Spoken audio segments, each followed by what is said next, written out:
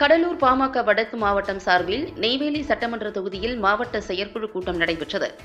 கடலூர் மாவட்டம் நெய்வேலி சட்டமன்ற தொகுதி இந்திரா நகரில் கடலூர் பாமக வடக்கு மாவட்டம் சார்பில் செயற்குழு கூட்டம் நடைபெற்றது.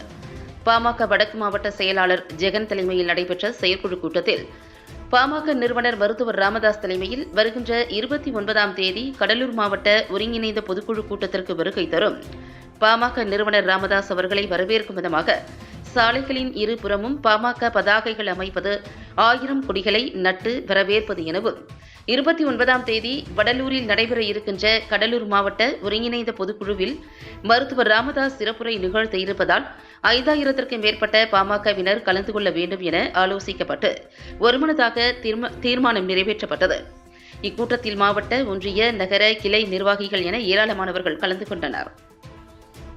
இந்த 29ஆம் தேதி இனமான காவலர் சமூக நீதி போராளி மருத்துவர் ஐயா அவர்கள் கடலூர் மாவட்ட ஒருங்கிணைந்த பொதுக்குழு கூட்டத்தில் வடலூர் மங்கையர்கரசி மகால் திருமண மண்டபத்தில் காலை 10 மணி அளவில் கலந்து கொண்டு சிறப்பிக்க உள்ளார். அதே சமயம் கடலூர் வடக்கு மாவட்ட பாட்டாளி மக்கள் கட்சி சார்பில் நிர்வாக செயற்குழு கூட்டம், கட்சியினுடைய மூத்த முன்னோடிகள், ஒன்றிய செயலாளர்கள், மாநில பொறுப்பாளர்கள், மாணவர் சங்கம், இளைஞர் சங்கம், சமூக முன்னேற்ற சங்கம், மகளிர் சங்கம் ஆகிய பொறுப்பாளர்களை ஒருங்கிணைத்து அந்தந்த பகுதியில் இருக்கக்கூடிய கட்சியினுடைய மூத்த முன்னோடிகள் பாட்டாளி மக்கள் கட்சியின் மீதும் மருத்துவர் ஐயாவின் மீதும் அன்பு கொண்டிருக்கக்கூடிய ஆற்றல் மிக்க இளம் சிங்கங்களை இனம் கண்டு அவர்களை எல்லாம் ஒருங்கிணைத்து கடலூர் வடக்கு மாவட்ட பாட்டாளி மக்கள் கட்சி சார்பில்